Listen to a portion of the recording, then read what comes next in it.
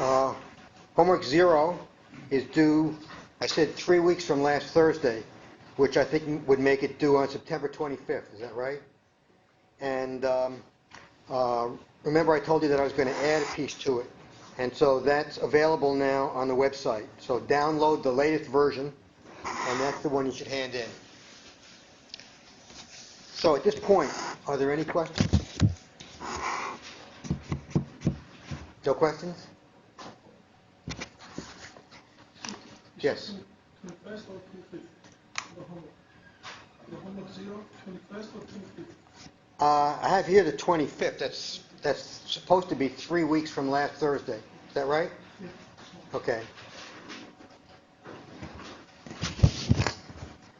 Okay, so are there any questions about anything? So according to my bookmark... Question in Port St. Lucie. Is that? Question, Port St. Lucie. I was just wondering if you got our homeworks from up here through the mail. Question? Question way out there in cyberspace. Okay, go ahead. I was wondering if you got our homeworks yet through the campus mail? I can't hear anything. Is there some button I'm supposed to push? She wants to know if you got their homework. If I got their homework. I got 2 homeworks from Port St. Lucie. There's supposed to be 3, right? Yes, that's correct. There was only 2 of us in I better check that. I'll attendance email. that day. You're the person who told me to email you when I got your homework, right? Yes, yes. I think that says yes. Okay, I'll email you. I got something in the mail this morning, but I have to check it out. Okay. Any other questions? Okay, so if not, we're on, according to my bookmark here, we're on page 54. And so as a quick review, I looked at the definition of what's called a combination, which the author says is an unordered arrangement. And so here's this formula, C with a subscript n to the left and an r to the right. And it's given by this formula.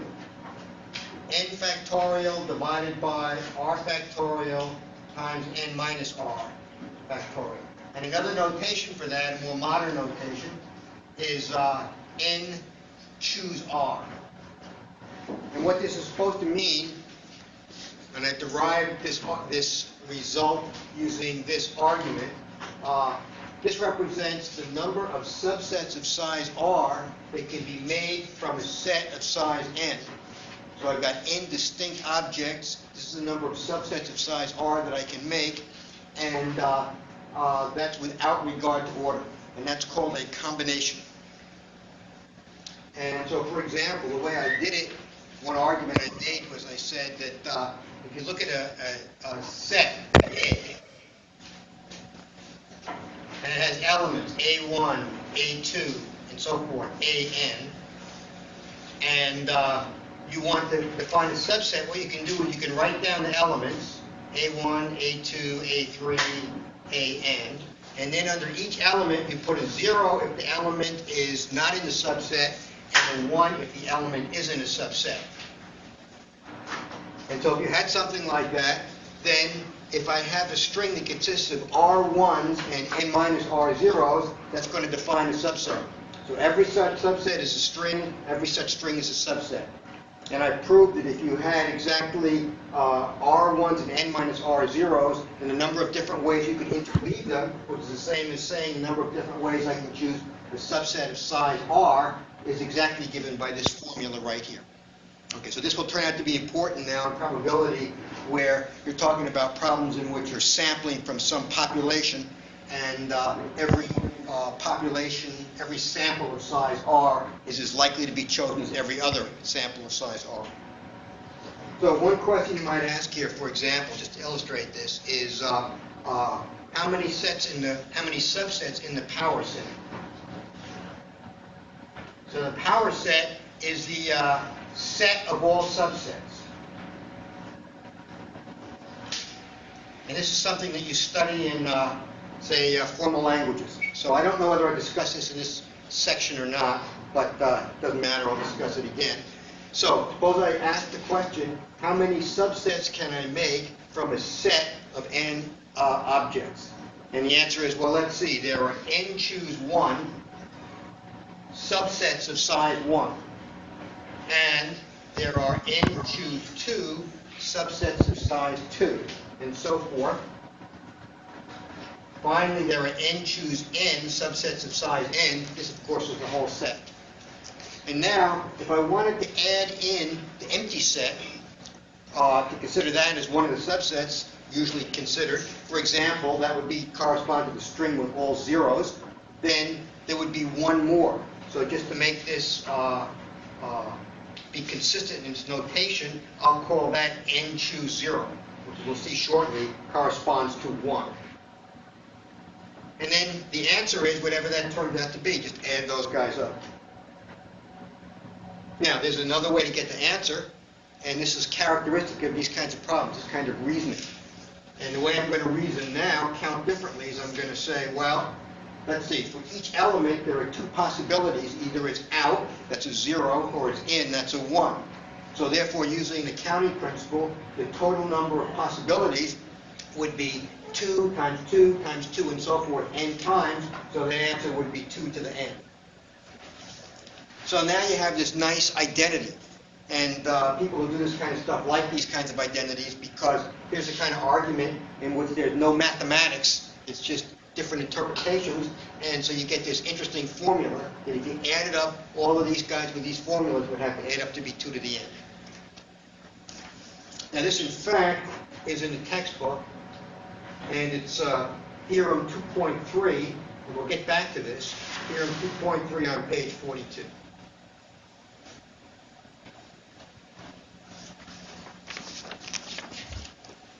Okay, so now I want to look at some of the properties of this symbol here, this formula, which represents a number of different subsets of size R that I can make from a set of size n. So the first thing is, notice, and now I'm on page 55, that I could write the following. N choose R is exactly the same thing, must be the same thing, as n choose n minus r. Now this is easy to verify from the formula because this is exactly the same as this with the terms in the denominator switched, but since I'm just multiplying them, it doesn't matter what the order is. So it's easy to verify this, but the interesting thing is to interpret it. Because what it says is that the number of subsets of size R is exactly equal to the number of subsets of size n minus R. But when you think about it, that interpretation is obvious. Because every time you choose a subset of size R, you're also, that is, you're choosing the elements that are in the subset. You must also be choosing the elements that are not in the subset. So for every choice of a subset that's in, there's another subset that's out. It must be exactly the same number of them. So these things must be equal. Now, we also know that, obviously, n choose n must be 1. That is, there is one way in which I can select one subset that has all of the elements in it. And from this formula, if I replace r by n, that would mean that that must also be equal to n choose 0. Which, in fact, is what we wrote over here, just to be consistent in our formula. But n choose 0, I can write that this way. N choose 0 from the formula is equal to n factorial divided by 0 factorial n factorial. So if that is to equal 1, this implies that 0 factorial must equal 1. So if I'm going to have some definition for 0 factorial, then the only reasonable definition is that it's equal to 1. So this is the same kind of thing like when you learn in school that anything to the 0th power is 1. Always seems to be sort of arbitrary, but it's defined that way because it's the only way that makes everything internally consistent, so you don't have to define or take the 0th case separately. So 0 factorial, which then you would argue is a number of different arrangements there are of no things, while the number of ways you can arrange no things is one way, according to this formula. Okay, here's a more interesting one. This is also on page 55. It says n choose r is equal to n minus 1 choose r plus n minus 1 choose r minus 1. Actually, the way the author has it in the book is he has n replaced by n plus 1. It's the same thing, though. So again, this is the kind of thing that's easy to verify because all I have to do is plug into this formula and plug into this and then do some algebraic simplification and show that it turns out to be exactly the same as that. But that doesn't give any insight. That's just manipulation. The question is, can you give any interpretation of this? So let me give an interpretation. So I could have this set of n items. There it is. So I have all these n guys. And I want to ask how many subsets there are of size r. So I'll count it this way. I'll take one of them, and I'll just take him out. And then I'll say, now, how many subsets of size r are there that contain this guy? How many subsets that contain it, and how many subsets do not contain it? Well, first of all, let me ask for the number of subsets that exclude this guy. If he's excluded, what that means is that from the remaining n minus 1, I am choosing r. If he's included, that means that from the remaining n minus 1, I'm choosing the other r minus 1 because he's already included. So this is the number of subsets with the test guy excluded. And this is the number of subsets with the test guy included. So when you see that, then it's obvious that this identity is correct. It has nothing to do with algebra. It has to do strictly with what it means. Now, this is not especially relevant for this course because we're talking about probability. This only has to do with counting or combinatorics. But I think it's worth mentioning because it's so simple and we're at this level where it would be, you shouldn't just pass it by. And as I say, I would like to connect this with other courses. So when you take the course in discrete math, you'll surely see things like this. Especially this, of course, is very important. But you'll see this too. In fact, this is something that I learned in high school. It's the basis for what's called Pascal's triangle. Because I had no idea why it worked or why anybody cared.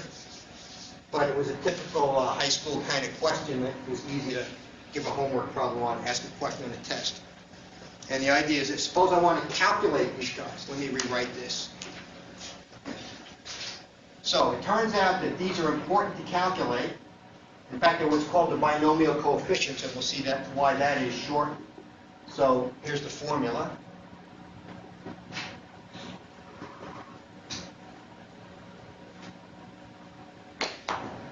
Now, if I want to calculate these guys, to calculate them by calculating all these factorials, that could be pretty annoying, especially, not just annoying, but it could be difficult when the values of n and r are large.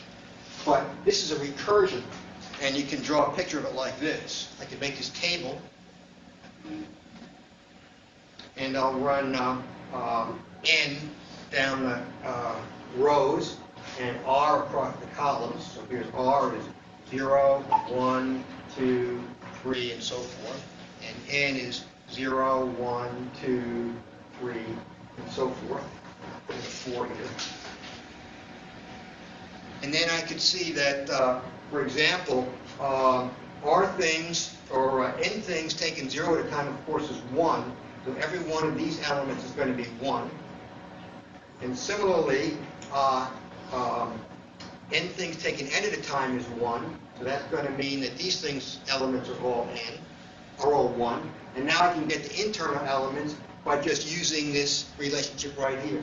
Because what this says is that the element for the nth row and the rth column is obtained from the row above it by taking the one above it and the one to the left of it. So, for example, this value here is 2 because 1 plus 1 is 2.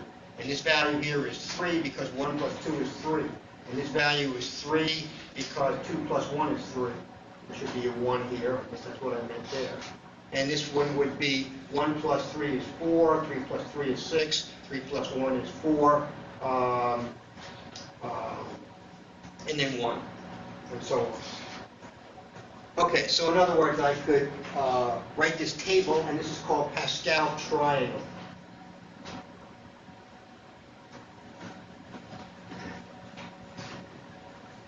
So if you had to write a program, for example, to calculate these guys, instead of using the formula, the best way to do it would be to use this recursion. We'll see that later on in the course. And the computer could run through this table and calculate zillions of these in no time. And if you have a calculator that calculates permutations and combinations, when you calculate this thing, probably what the calculator does is not calculate the numerator and denominator separately. It probably has embedded in it this recursion, although I don't know. Okay, how many people have heard of Pascal triangle? I learned this in high school, for what it's worth. Okay, so now let's use some of these things, or use this thing, to calculate some of these problems.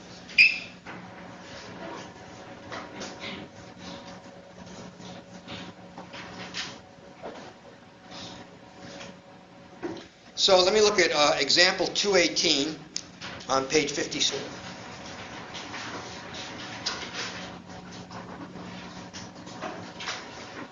So I'm just picking out some problems that I think are important or representative. So example 2.18, it says, in a small town, 11 of the 25 school teachers are against abortion, 8 are for abortion, and the rest are indifferent. A random sample of 5 school teachers is selected for an interview. What is the probability that A, all of them are for abortion, B, all of them have the same opinion? So this example, in some sense, is typical, in my opinion, of the stupidity of books that try and take something that is simple and abstract and make it current or meaningful, or engage students to show that it's actually practical. Why this is practical, I don't know. Why he has to have abortion and non-abortion, why couldn't he have people who like the Yankees or the Giants, I have no idea. But in any event, the essence of the thing is that there is a set of size 25. Those are the school teachers. They're in this small town. Could be a large town, doesn't matter. You've got these 25 elements in this set, and there are 3 classes of them. There are 11 of one kind, 8 of another kind, and the remainder, which must be 6, of a third class. So the question that he's asking then, which I'll call piece of A, for probability of A, is that I have these 25 elements in the set, and I'm going to choose 5 of them at random. So if I assume that every possible subset of size 5 is equally likely to be chosen, and I want to know the probability that a particular set of size 5 is chosen, then the denominator would have the number of sets of size 5, and the numerator would have the number of sets of size 5 that have the particular characteristic that you're looking for. So there are 25 elements in the set, and you're going to choose a subset of size 5, and if we assume they're all equally likely, then each subset of size 5 has probability 1 over that number. Okay, now in the numerator, it says, what is the probability that A, all of them are for abortion? So now, the way I'll do that is I'll say, well, I have 3 categories here. There's 11 of one category, there are 8 of the other category, and there are 6 of the remaining category. So if I want to calculate the number of ways I can choose these subsets such that they all come from this subset of size 8, then the answer is, well, I must choose 5 of those 8, I must choose 0 of these 11, and I must choose 0 of these 6. Of course, anything choose 0 is 1, so you don't have to write it. In fact, the author leaves it out, but I think it's more instructive to put it in there so you can see where the numbers come from. So the principle of counting says that the total number of subsets, total number of ways, or points in the sample space, where each subset is a point in the sample space, that if the property that all 5 of those elements come from this subset here would be the number of ways I can choose 0 from the 11 in one subset, times the number of ways I can choose 5 from the other, times the number of ways I can choose 0 from the third. And now if you multiply that out, now that that's relevant, that turns out, according to the author, to be 0.0011. Sometimes it's worthwhile asking yourself, after you write down the answer, guess what the probability is. So what this says is that if I had these 3 sets of people, 11, 8, and 6, and I chose 5 of them at random, the probability that at random they would all happen to be from this category right here is only about 1 time out of 1,000. Okay, question B. Well, it's called PB. For B, he says, what is the probability that all of them have the same opinion? So the denominator is still the same. 25 choose 5. Now, all have the same opinion. That means either that they all come from the subset of size 11, or they all come from this set of size 8, or they all come from this set of size 6. So I could rewrite it this way, or write it this way.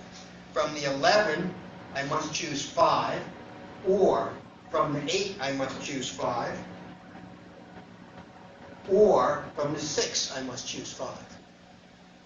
Because what I didn't write down here, but I should have to be consistent with this, is I didn't multiply this term by 8 choose 0 times 6 choose 0, because it would just be too much writing, and those values are all 1. But notice that here I multiply these things, here I add these things. So this is a union. This is I could look at this 2 ways. One is I could say that the probability of the event that they all have the same is the probability that either they are all from this category, or all from this category, or all from this category. And since those events are mutually exclusive, the probability of the union is the sum of the probabilities. So if I wrote these terms separately, that over that, plus that over that, plus that over that, I would be adding up those probabilities. The other way, the way it's written here, is to simply count and say, this is the total number of subsets of size 5, such that either all of the members are from these 11, or they're all from those 8, or they're all from those 6. So it's the same thing.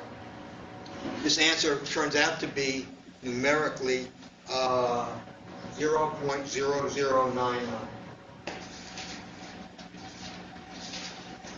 Okay, so you can see the general idea, the fact that it's a small town and they're teachers and they're for abortion or against abortion really has nothing to do with it. Okay, let's look at a more interesting one.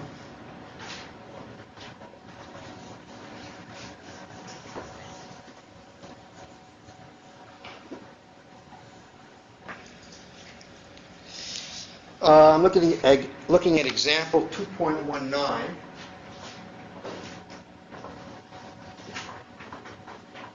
It says, in Maryland's lottery, players pick 6 different integers between 1 and 49, the order of selection being irrelevant. The lottery commission then selects 6 of these numbers as winning numbers. A player wins the grand prize if all 6 numbers that he or she has selected match the winning numbers. He or she wins the second prize. The author is very politically correct to make sure that it includes winners and losers of both sexes. So he or she wins the second prize with exactly 5, and the third prize with exactly 4 if the 6 numbers chosen match the winning ones. Find the probabilities of these various events. So first of all, let's look at the denominator. The idea here is that there are 49 numbers, and 6 of them are going to be chosen at random. So that means that every set of size 6 is as likely to be chosen as every other set. So this is the total number of sets of size 6 without regard to the order that I can make from the 49 numbers. In fact, you have 49 ping pong balls, and each one has a number on it, and I'm going to choose 6 of them. And the number of different subsets of size 6 that I can get with the ping pong balls is 49 choose 6. And if you write that number out, that turns out to be equal to 13,983,816. And this is the same thing as the Florida Lotto of about 2 years ago, I guess. I don't remember exactly when they changed it. But it used to be that in Florida they had exactly the same thing. There were these 49 ping pong balls. 6 of them were chosen at random. If those 6 matched the 6 numbers on your ticket, for any given ticket, then you would win, and the probability of winning then with that ticket would be 1 over that. So this is the old Florida lotto. But then they improved it. And so the new improved Florida lotto, instead of having 49 numbers, there are now 52 numbers, 52 ping pong balls. Doesn't look like there's much of a difference. Okay, 3 more ping pong balls, who cares? But when you add those, if you work this out, you find that the number of possibilities now is 358,520. So this is the new Florida lotto. So with this scheme, your chances of winning go from roughly, a single ticket, roughly 1 out of 14 million to about less than 1 out of 20 million. So the way to combat that, according to the state of Florida, is you should simply play more often. So now you're supposed to play twice a week, or that's 2 drawings a week instead of 3. So this is obviously a benefit to all lottery players and taxpayers. Another example, by the way, while we're at it, is poker, which I'm going to do in detail shortly. In poker, you have a deck of 52 cards, and you deal out an ordinary poker hand, you deal out 5.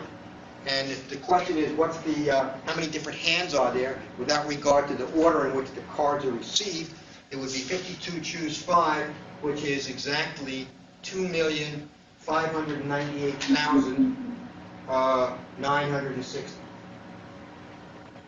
And notice that since a deck of playing cards contains 52 cards, and there are 52 ping pong balls now in the new lottery, that you could simulate the lottery with an ordinary deck of cards. So winning the lottery, winning a first prize on a single ticket with a lottery, you could simulate that by saying, well, I have this deck of cards, and I will deal out 6 of them at random from a shuffled deck, and ask for the probability that I would be able to guess correctly what those 6 are. So dealing out 6 cards that match your guess is the same thing as picking out 6 ping pong balls. So the probability that you would be able to guess the identities of the 6 cards you would deal from the deck without regard to the order would be about 1 chance out of 20 million. Okay, so now the question says, what's the probability of winning these various prizes? Okay, so the probability of the first prize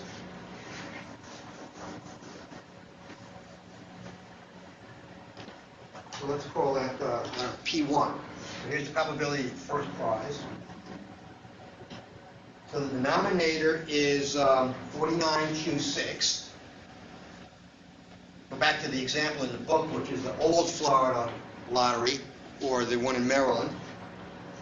And in the numerator, I would use the same structure that I used before. Now, the 49 numbers are divided into 2 categories. 6 of them are winning numbers, and 43 of them are losing numbers. And from the 6, in order to win first prize, I must choose all 6. From the 43, I must choose 0. Of course, the numerator, both terms of numerator are 1. So this is 1 over 49 choose 6. Or in other words, it's about 1 over 14 million. 1 over 13,983,860. Yeah, question. I've got kind of a weird question. Let's say the lotto goes up, and it's not related to your class, but let's say the lotto goes up to like $100 million. What prevents someone like who has a lot of money buying every single combination, 20 million, to be guaranteed to win $100 million? Right. That's not a weird question. Everybody always asks that. Okay, sure. It's obvious, right? Yeah. Okay, so what you want to do is you're saying that there's enough money in the pot so that if I buy every ticket, I'm guaranteed to have a winning ticket. I win all the money. That would be correct. It's not practical because I don't think you can actually buy all 20 million tickets, 14 million, however many it is. But also you have to remember that the pot is split, and it's split among all the winners. So the more the money is in the pot, ordinarily, the more people who buy tickets. The more people who buy tickets, the more winners there are going to be. So you would have to estimate your share of the pot by first of all estimating how many winners there are going to be. If there are 10 winners, you only get 1/10 of it. In addition, the state takes its cut. I don't know what fraction that is. But I think the bottom line is it's not a practical solution unless you know that you're the only guy that's going to be a winner.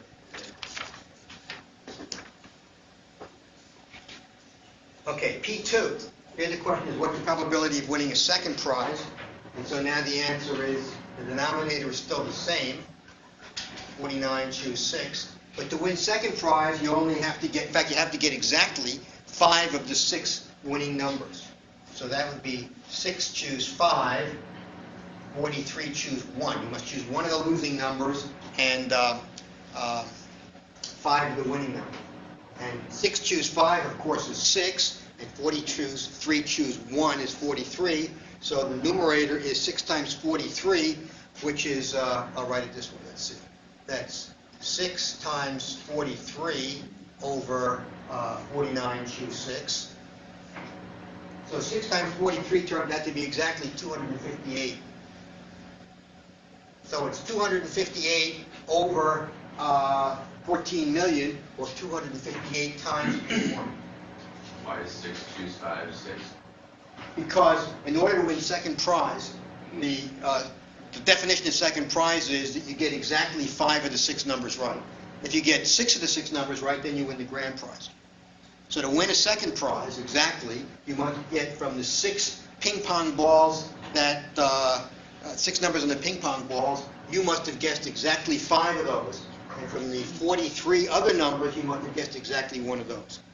So your chances of winning the second prize are 258 times as large as your chances of winning the first prize. So people are always saying, oh, damn, I just missed by 1. But, of course, there's 258 of these winners for every one of those winners in the long run. And P3 is the probability of winning a third prize. To win a third prize, the denominator is still the same. You must get exactly 4 of the winning ping pong ball numbers and 2 of the losers. So that's 6 choose 4 times 43 choose 2. And if you work that out, that numerator turns out to be 13,545. The denominator is 13,983,816. And this is approximately 1 over 1,000. The author has it written as approximately 1 over 1032. Roughly 1 over 1,000. The 1 over 1,000 is not all that unlikely. So if you say you just missed by 2 numbers, you were really close, well, you were pretty far away, really, because remember that this thing is equal to 13,545 times P1. In other words, roughly, for every winner of a grand prize, there are 13,000 winners of a third prize. So one of the properties of these things is the small changes in the size of the sample makes, or the requirement could make a big numerical difference. So that's something that always tricks people up. They always think they're close, but they just missed by 1 number.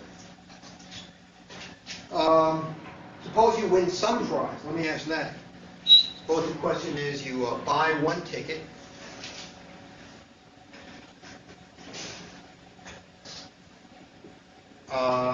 Probability that I win something.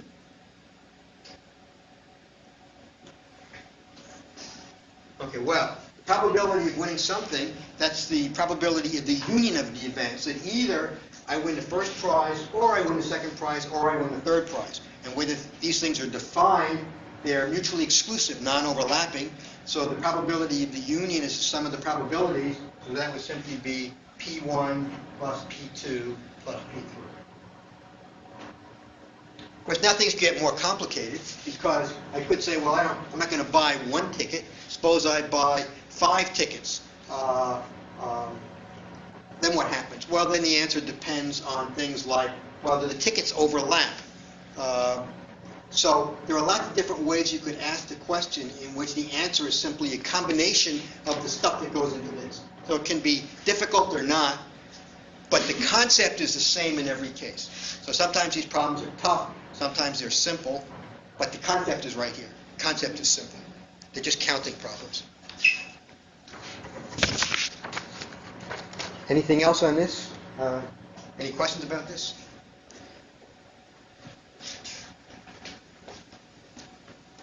Okay, let me look at another one.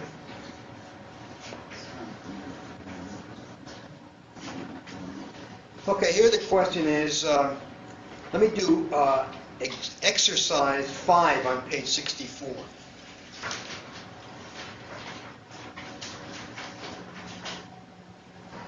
So this is one of the exercises in the book, and I'm going to change the notation slightly, but you can use this as reference. So here I'm going to go back to this notion of urns. I like to look at things in terms of standard models we use all the time: cards, dice, urns. So, for example, when I'm talking about these kinds of problems, I don't really care whether they're lottery problems. I don't care whether they're teachers for or against abortion.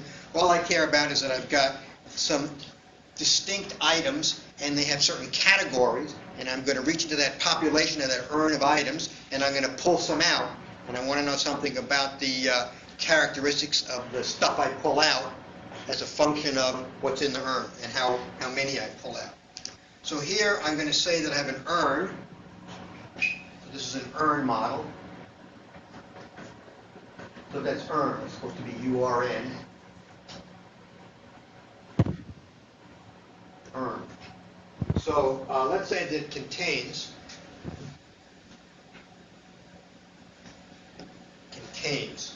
n-1 white balls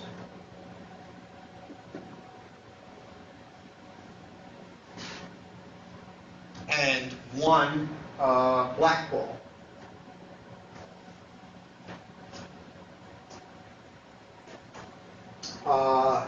K balls are selected at random.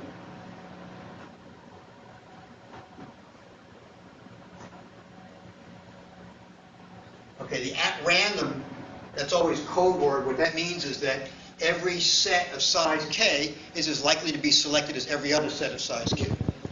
So K balls are selected at random, and I want to find the probability that the black ball is selected. So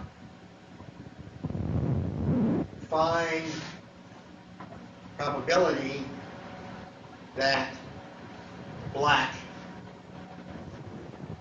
is selected. So let's call that P. Okay, so what's the probability that black is selected? All right, so this is sort of simple. If we look at the same format that we've looked at before, we would say, well, I've got n balls in the urn. I'm going to select K of them at random.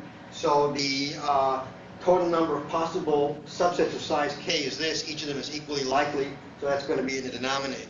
In the numerator, what I want to do is I want to calculate how many of those subsets of size K contain the black ball. So that means that I've really got my population divided into 2 categories. There's 1 black and there's n-1 whites. And from the 1 black, I must choose 1. And from the k-1 whites, I must choose k-1. Notice it's typical that that number plus that number adds up to that number, and that number plus that number adds up to that number. Doesn't always happen, but you should check and ask to see if you understand what you're doing. So I'm going to pick out K of them. One of them must be this particular one, and the other K-1 must be not that particular one. Okay, so now I can just do some arithmetic on this. And the arithmetic is simple. That is a 1. And if I just work this out by arithmetic, so just let me say calculate. It'll turn out that this answer is exactly equal to K over N. So if you think about it, that's probably not surprising, because if you didn't know anything about probability and somebody said, okay, I got this urn, there's one particular ball in there, I'm going to select K of them at random, what's the probability that the one ball is in there? The most reasonable intuitive guess would be, well, it could be the ratio of the number in the sample, K, to the total number in the urn. So the answer is K over N. But in this case, the way you got that was by writing out the formula for that, and then doing some cancellation. It turns out to be K over N. But you should take the viewpoint in these things that if you get an answer that makes sense, that has some intuition, might have some intuition to it, in that the terms in the answer are readily identifiable, then what you should do is ask yourself whether or not there's another way to do the problem that gives you the answer directly in a more insightful way than simply writing some formula and then canceling stuff out. So I want to look at this now from the point of view of, instead of reaching in and pulling out K items at once, why don't I reach in and pull them out one at a time and then look at the first K? So I don't care the order, but for the purpose of doing the analysis, I'm going to sample one at a time without replacement. Okay, so this is another way to look at it. Sample one at a time without replacement. In other words, I pull a ball out, and once I pull it out, I don't put it back. I just go back to the urn and pull out the next one, so without replacement. So what I have now is something like this. So there's going to be a ball that's going to come in position 1, and a ball that's going to come in position 2, and so forth. And then there's position K, and so on, and then there's position N. So pulling out a sample of size K in one batch is the same thing as pulling out one at a time and putting the first ball here, the second ball here, and so forth, and then asking the question, what's the probability that the ball I'm looking for lies in one of the first K positions? So now I'm taking a different point of view. The question is whether that's going to be any better. Okay, so in order to do that, in order to take that point of view, now what I'm going to do is I'm going to define AI. Let A sub I be the event that black ball is chosen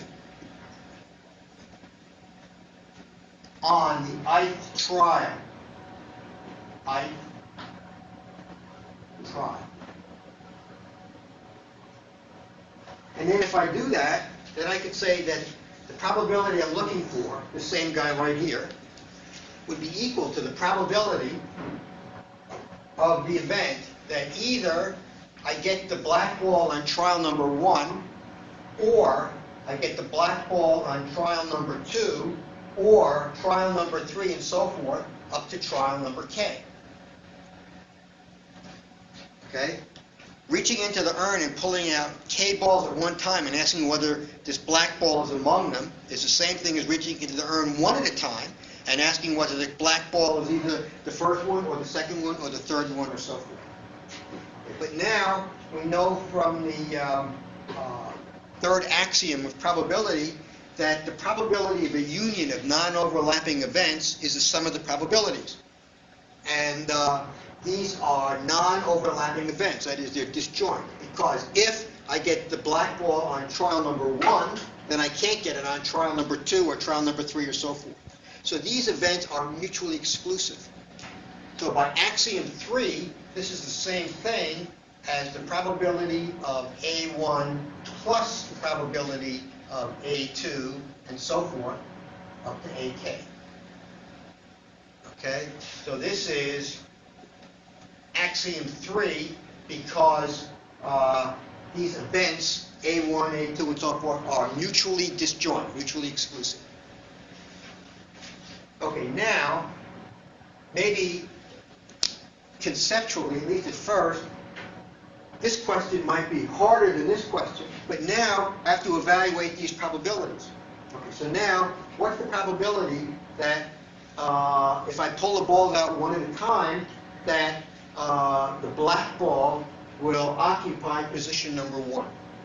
And the answer is, well, now it's sort of obvious that if I reach into the urn one time and I pull out a ball, well, let me put it this way. Let's say I reach into the urn one time. I'm going to reach into the urn, I'm going to pull out these balls, and I'm going to put them in a line here. Now, the black ball must be in position 1 or 2, and so forth. If it's equally likely to be in any position, then the probability that it happens to be in position 1 could be 1 over n. Okay, so the probability that the ball falls in position number 1 when it's equally likely to fall in any position, and there are n such positions, is 1 over n. Of course, I'm really doing something shady here, because I'm saying that the probability, that's saying that making every subset of size k equally likely is the same thing as saying that every ball has the same probability of occupying every position. It's hard to see how that could be false, but that's what I'm saying here. So when I'm reaching in and pulling out these balls at random, what I'm saying is every ball is likely to occupy every position as every other ball.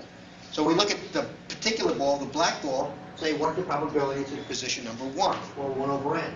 But what's the probability it's in position number 2? 1 over n. In fact, the black ball has probability 1 over n of being in any individual position. So I just add these guys up, and there are k of them. So the answer is k over n, which is the same answer you got before. Okay, is there a question there? Yeah, I thought since you're not replacing the balls, then the second one would be 1 over n minus 1. Right. I know exactly what you thought. Right. Okay, so that's a good question, a good point. Everybody makes this mistake. It's true, and we'll see this in the next section when we start talking about conditional probability. It's true that if I ask for the probability that a ball falls in a particular position, given that it did not fall in some other position, then I have to take into account that I'm removing some possibilities. But that isn't what the question asks. This simply says, PA2, what's the probability that if I take these balls out of the urn one at a time and line them up, that a particular ball, the one that we're calling the black ball, happens to be in position number 2? Well, the probability the black ball is in position number 2 is the same if they're at random, that it's in position number 1 or position number n or any position. The black ball has the same probability of occupying any position as any other one, and so the probability of occupying any specific position is 1 over n if there are n positions. So these events are not independent of each other. That's a different question. This is a confusion that people often run into. But they are mutually exclusive. So the probability of their union is the sum of the probabilities. Now, once I start thinking about this, I can see that I could memorize this. I could work this out by algebra. But it's much easier to think of it this way. Because all I'm saying here is, okay, I'm going to pull these balls out one at a time, and I want to know the probability that a particular ball falls in any one of k particular positions. So since its probability of being in each position is 1 over n, the probability of being in one of those k positions must be 1 over n k times. Now, it's not a question of memorizing it really, it's a question of recognizing that there are different ways to solve the problem, and each way has its own particular virtues and its own particular liabilities. And so when problems become more difficult than this simple one, then you want to be able to look at the different possible approaches. So this is an important insight. I could ask a similar question. Instead of having the urn containing n minus 1 white balls and 1 black ball and choosing k, suppose now that the urn contains k black balls and n minus k white balls, and I choose 1. Now what's the probability that that 1 ball is black? Okay, so here's the new question. Now I'm going to say that the urn has k blacks and n minus k whites, and now I'm going to choose 1. And I want to find the probability that it's black.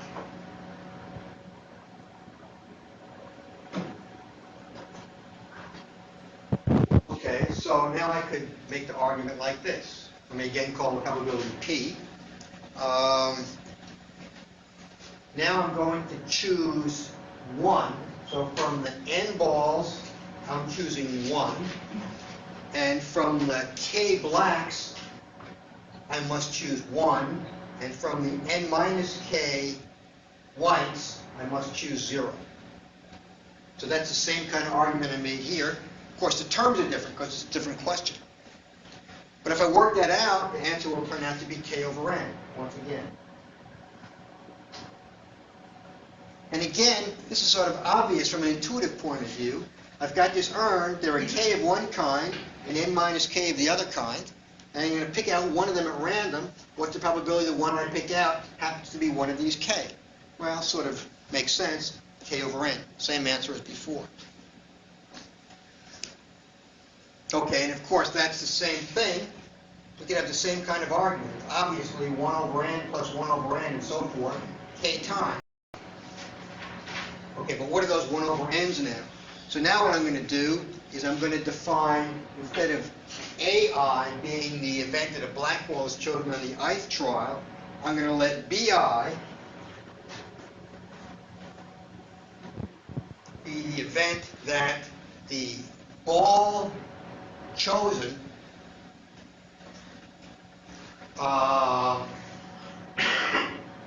is the ith black ball.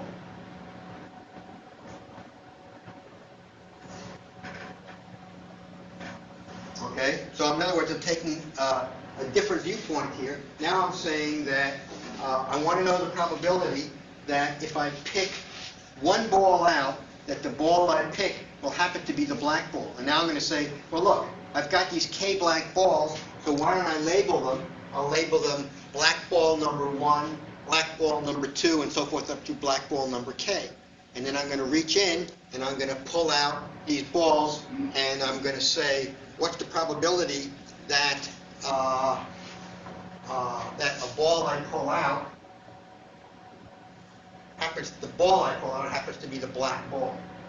Okay, so the probability that I'm looking for, which I'm calling P right here, that's equal to the probability that the ball that I pull out is either black ball number 1 or black ball number 2, and so forth, up through black ball number k. That is, I'm going to reach into the urn, I'm going to pull out one ball, and it's going to be, if it's to be black, it's to be either the black ball that has a 1 on it, or the black ball that has a 2 on it, and so forth up to the black ball that has a k on it. But those events, again, are mutually exclusive, because if the ball I pull out is black ball number 1, and it's not black ball number 2 or black ball number 3 or so forth. So this is equal to the probability of B1 plus the probability of B2, and so forth, up to the probability of BK. Okay, but now, if I'm going to reach into the urn, and I'm going to pull out a ball, and the question is, what's the probability that if I reach in and I pull out one ball, that it happens to be this particular ball, that's one ball out of the n, the probability is 1 over n. So this is equal to 1 over n, and that's equal to 1 over n, and so forth. So of course I get the same answer as before.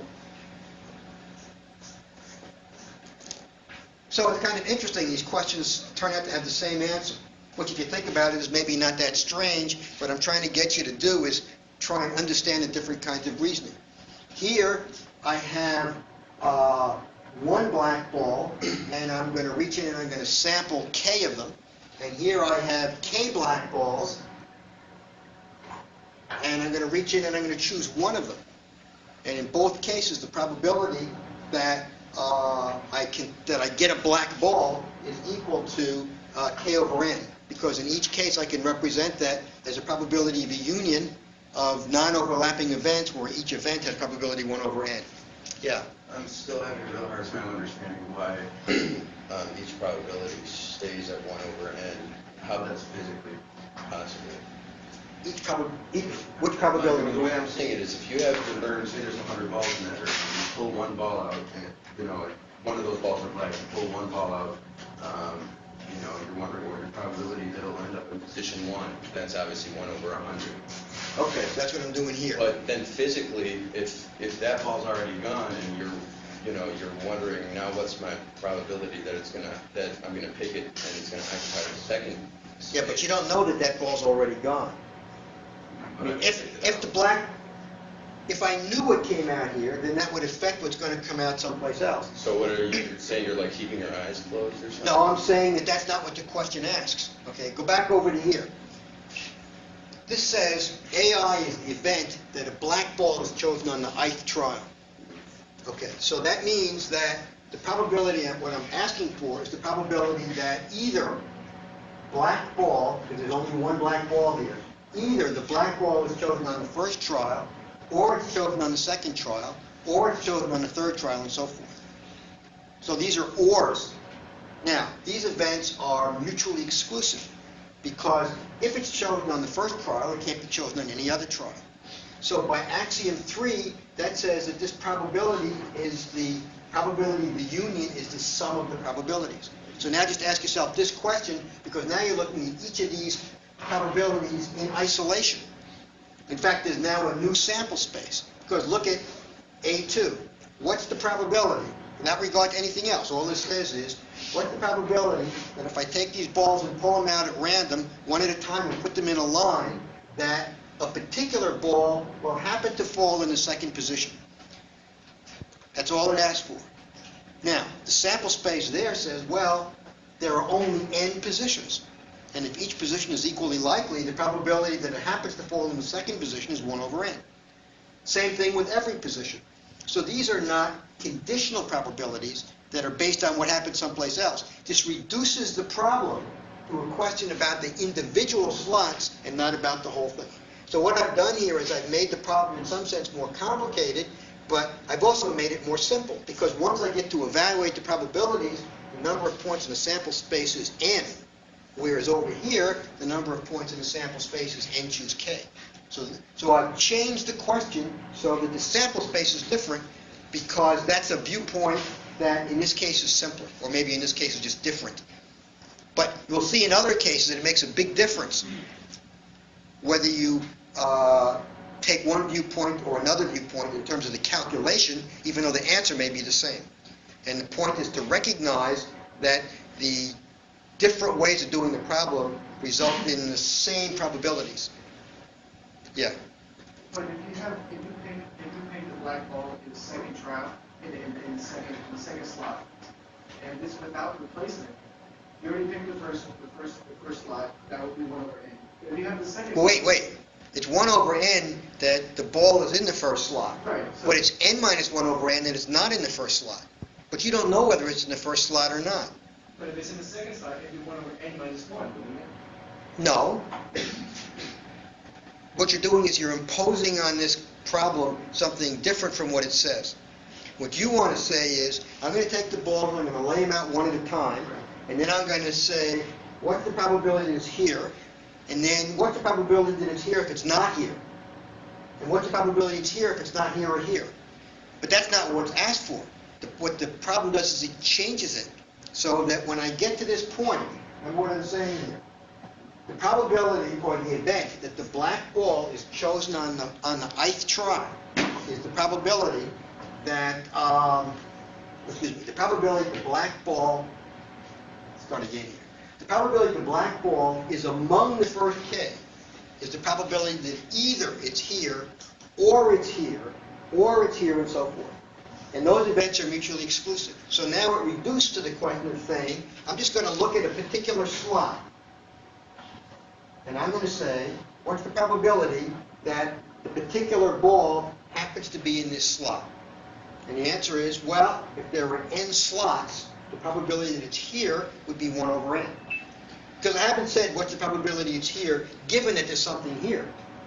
Another way to look at it is this. Suppose I said this. I got a deck of cards, and I'm going to deal out the cards, and I want to ask you, what's the probability that the first card I deal out is the ace of spades?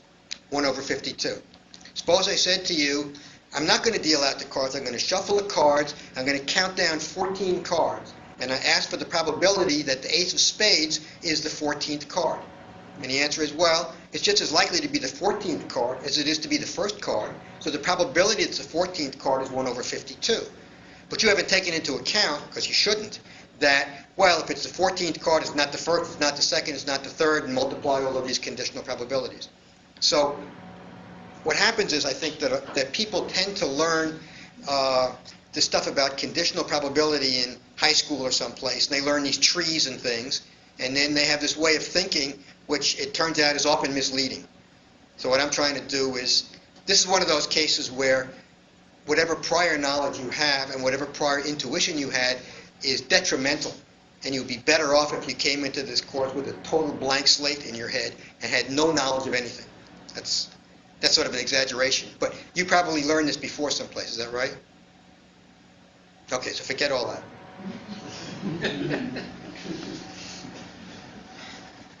Okay, anything else? We'll come back to this. I mean, this will turn out to be important later on. Okay, so, according to my notes here, I want to go to page 60. You can read the stuff in between the page I'm just looking at and page 60, but don't concentrate on it. Don't worry about it if it confuses you. So now I'm up to page 60. And this is something also you've seen before, I'm sure. Not a big deal, I just want to mention it. This is theorem 2.5, called the binomial expansion.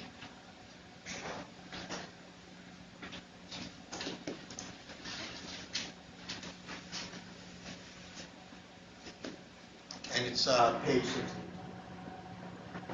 And what it says is this.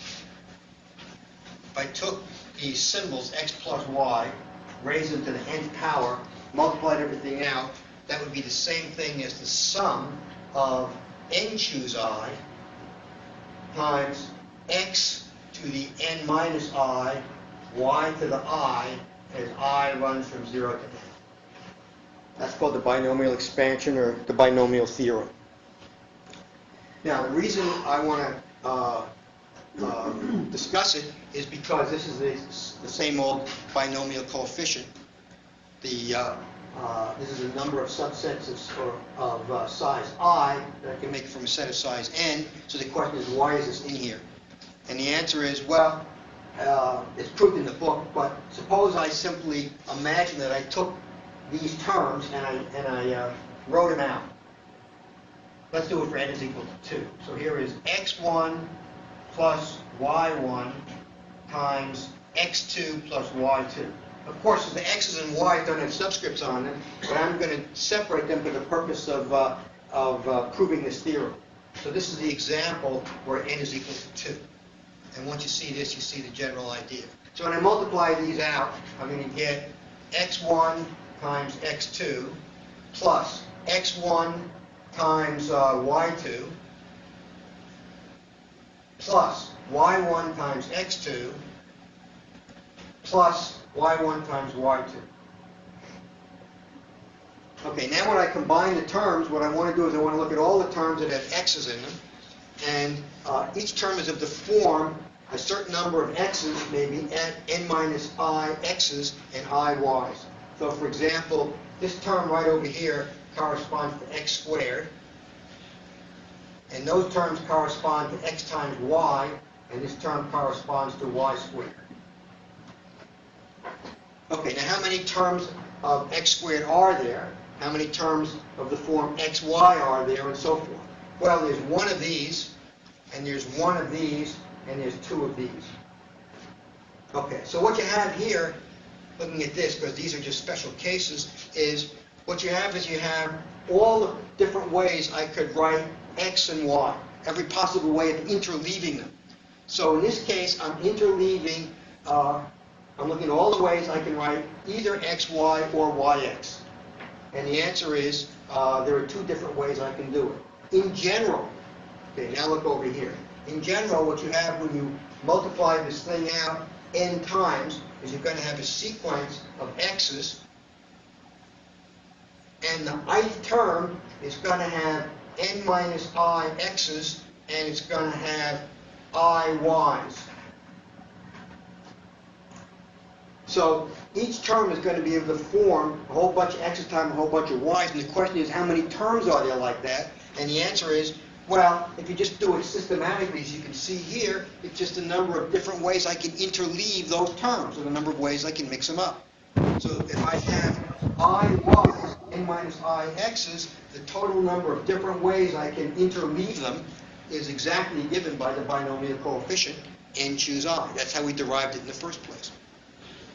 So therefore, you could make a combinatoric argument that when you simplify, all you're doing is asking how many different strings there are that can be made up of exactly I of one character and n minus I of the other character, looking at all possible ways you can mix them up. But that's what you're doing when you're multiplying them out. You're looking at all possible orderings of these things. So therefore, the answer is given by that. Okay, so that's why the binomial theorem works. That's one reason why it works. Again, what we've done is we've proven something, not by using mathematics, but by using a physical interpretation. So from that, I can get things like this. Again, it's not very relevant for this course, but you can't resist. So for example, suppose x and y were both 1. 1 plus 1 to the n, well, that would be the sum, as I runs from 0 to n, of n choose I, and of course this value would be 1 and that value would be 1. If we wrote this out, this is exactly n choose 0 plus n choose 1 and so forth. N choose n. But we already saw that. That's the number of sets in the power set. There's the number of subsets of size 0, number of subsets of size 1, and so forth. And we argued that that answer had to be equal to 2 to the n. We did that by combinatorics. But of course, that's obvious from this. 1 plus 1 to the n is 2 to the n. So again, it's another way of looking at it. Likewise, I could take 1 minus 1 to the n, which of course is 0. And that would be given by a sum of these things in which the terms would alternate. So that would be n choose 0 minus n choose 1 plus n choose 2 and so forth. Minus, plus, so forth. And the last term, depending on whether even or odd, would be n choose n. So if you take these binomial coefficients and you add them up with alternating signs, everything cancels out and you wind up with 0. This is in the book on page 61.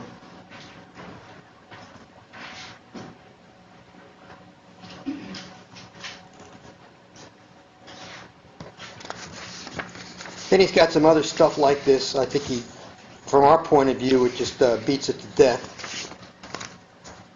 So I want to go to page 66. And I'm going to start talking about this poker problem. So any questions up to this point?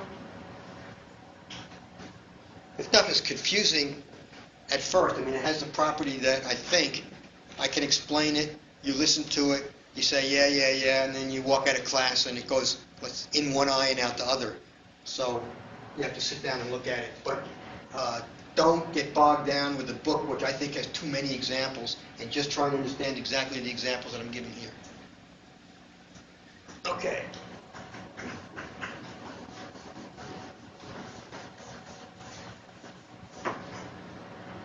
So I'm going to look at poker.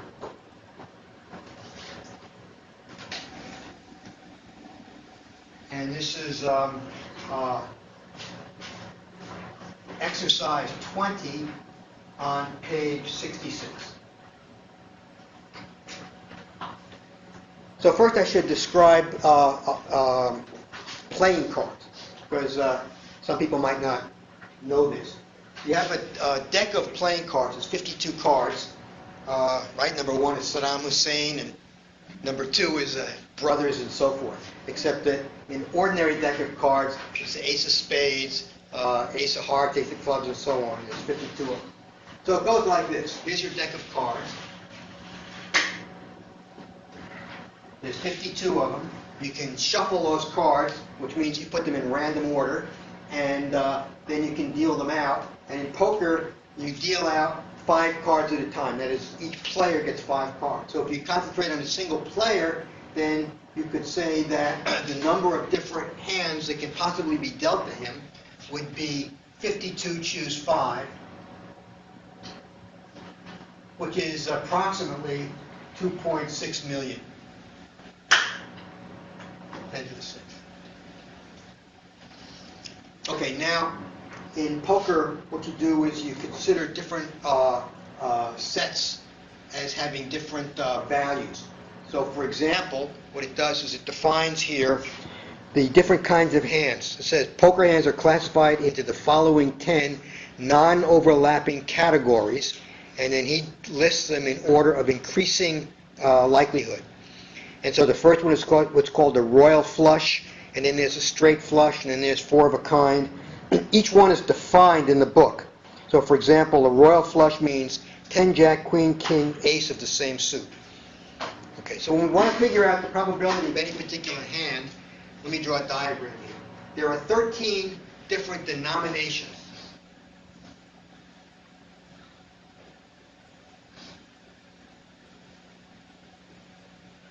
Okay, denominations, and they go this way, and there are 4 different suits, and they go this way. So the suits are what are called spades, hearts, clubs, diamonds. Spade looks like this, and a heart looks like that, and a club looks like this, and a diamond looks like that. And there are 13 denominations, or numbers, and they are called ace, which is like a 1, or 2, that's a deuce, 3, 4, 5, and so forth. And there are 13 of them. It goes up to 10, and then the 11 is a jack, and a 12 is a queen, and a 13 is a king. So altogether there are 13 denominations, 4 suits, 13 times 4 is 52. So when I look at a particular hand, that corresponds, for example, suppose I wanted to find the probability. Let's look at it. The first one is the probability of a royal flush. So a royal flush means 10 jack, queen, king of the same ace, of the same suit. So let me write that down. And we'll call that piece of A.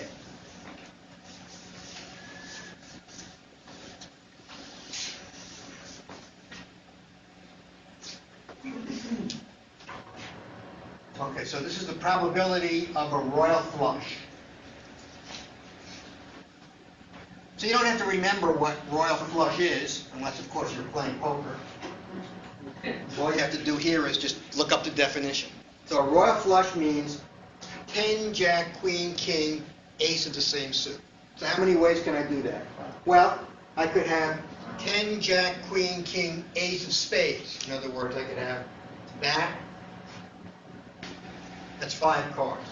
Or I could have 10 jack, queen, king, ace of hearts. And so on. Okay, in this case, I can count them. So there are 4 possible hands. 1, 2, 3, 4. 10 jack, queen, king, ace of spades, 10 jack, queen, king, ace of hearts, and so forth, that correspond to a royal flush. So this probability would be 4 divided by 52, choose 5. Whatever that turns out to be, which according to the author is about 1.5 times 10 to the 6th. In other words, about 1.5 times out of a million, if you just shuffle your deck and deal out 5 cards, 1.5 times out of a million, you will actually get a royal flush. So what you want to be able to do, though, is you want to be able to calculate the numerator and denominator systematically.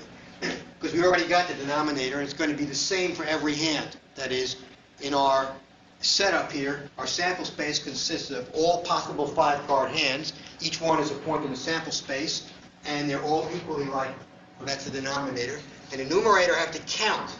So in this case, counting means looking at it this way. I can say, well, I have, there are 4 different starting, there's only one starting point. I have to start with a 10, and I have to go 10 through king, 10 through ace. And I have to do that. So for each row, there is one hand. Each suit, there's one hand, there's one starting point. So I can count these easily. So in this case, the answer is there are 4 hands that correspond to royal flushing. Okay, so now I want to look at this for every possible case, because we don't have time now. So I'm going to start with this next time. So next time we'll go from royal flush, which we just calculated, we'll go to straight flush, and so on.